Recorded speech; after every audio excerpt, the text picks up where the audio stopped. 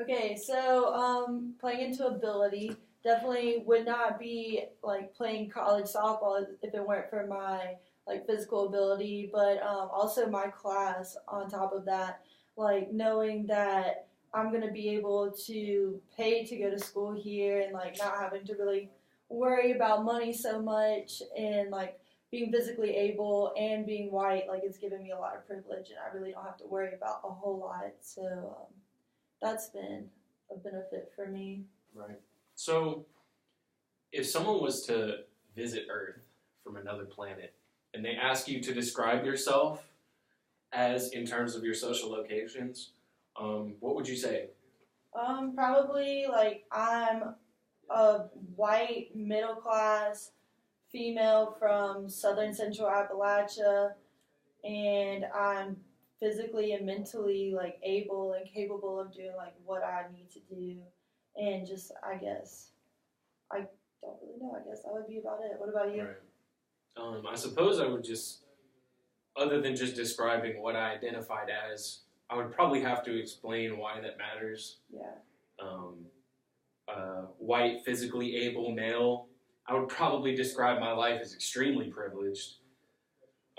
I can move around without any problems. People usually treat me very nicely. And I would say, yeah, my life is my life would probably be pretty easy in comparison to others who might not share the same identities as me. Yeah, it'd be tough. You'd have to like explain why other people aren't as privileged as you, Yeah. and trying to describe like, hey, somebody of a different race is gonna not have as much privilege as me, especially if they're like a black male or like a black lower class male or something like that. That'd just be really hard to describe to somebody that's not from here that knows the historic like value behind all that. Right. So, on a daily basis, which identities would you say you're most aware of? Definitely my physical ability. So like being able to get up every morning and go to softball and like not really yeah, I have to go to softball, but like I get to go to softball. I get to go to class. Like I could just walk wherever I need to go and that's just like a lot of people don't have that privilege and I just kind of forget that sometimes. But So you say physical ability, yeah. most aware of. I would probably agree with that one. So, what do you see as points of similarities across social location?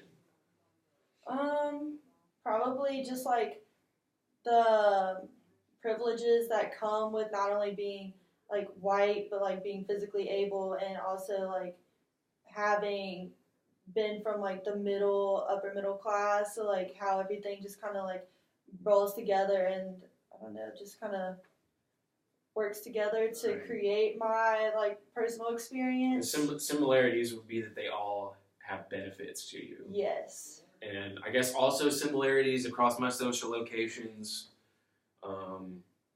Similarities would be not only that they all provide me with privilege, but that's a tough one. I would say, being male and being white, there are a lot of similarities in terms of privilege there. And if you took any one of those away, any one of my social locations that identified the physical capability, whiteness or maleness, it's not going to be the same experience if you were to take any one of those away. So I guess just similarities across them would all be that they each provide me with a certain degree of privilege that wouldn't be there otherwise, I suppose. So what do you see as your social role in terms of communicating perceived or real differences across social locations? Definitely like I know growing up my mom always told me like, hey, we're from a middle class, you can't just like walk around in like raggedy old like shorts and a t-shirt. You need to talk a certain way. Taught me like manners and everything. And I definitely feel like that's part of class. And like being white kind of I don't know, like you have to dress a certain way, you talk a certain way. When people talk to you, like you just kind of interact a different way, and like I guess you have to be more appreciative too. Right. And as far as ability, just like I don't know how that would really go into it so much as like I don't know. So you say your social role is basically just make sure that you are operating in terms of whatever that identity is. Making sure you're not violating the norms that go along with that identity. Yeah, you would say is your social role. Not really take advantage of my ability and like be appreciative of that and like be cognizant of like people with disabilities. Like that could be me, like just knowing the privilege that comes with it. Right. So imagine that you're talking to a child. This could be a relative or not. What do you say about the importance of understanding yourself in terms of your social locations? I guess just like being aware of like the privilege and like the other aspects of it. So like knowing like, hey, I'm white, but like these people who like aren't white, could be like some of the stuff that like they have to go through, and understanding like their daily life isn't the same as mine. And so being aware of the privilege that I've been given and understanding other people's situation might not be the same. Yeah, I would definitely say something similar to that, where it's just, especially if I was talking to a child, much like the example I gave about my mom telling me it's not okay to just shout out, hey, she's brown. I would have to say, in terms of your social locations, like you said, it's important to be really cognizant of what those are and the effect that those have on the people around you and the environment that you're in.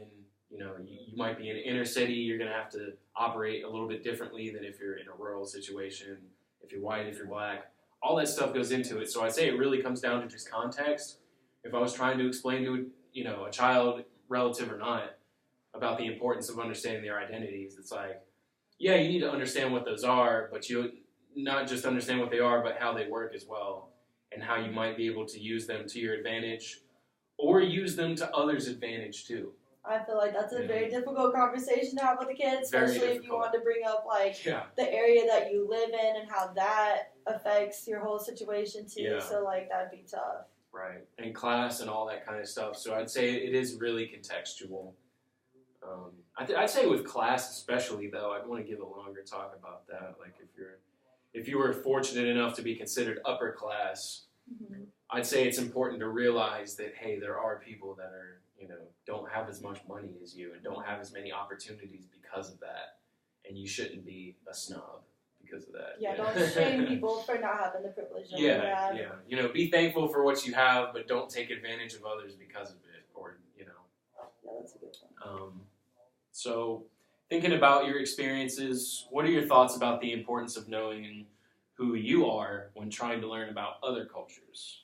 I think just kind of understanding how other cultures would view me and the privileges that I have, and maybe in other cultures that wouldn't necessarily be viewed as a privilege, and just kind of understanding where I stand within their culture and how they would interpret it. So I guess just being aware of how you come across. I know we've talked before about Americans really take up a lot of space, and you can tell who we are. So just trying to fit into their culture and understand their culture and be respectful of other people. Right. It's important to do the research basically. Yes. About whatever culture it might be. Okay.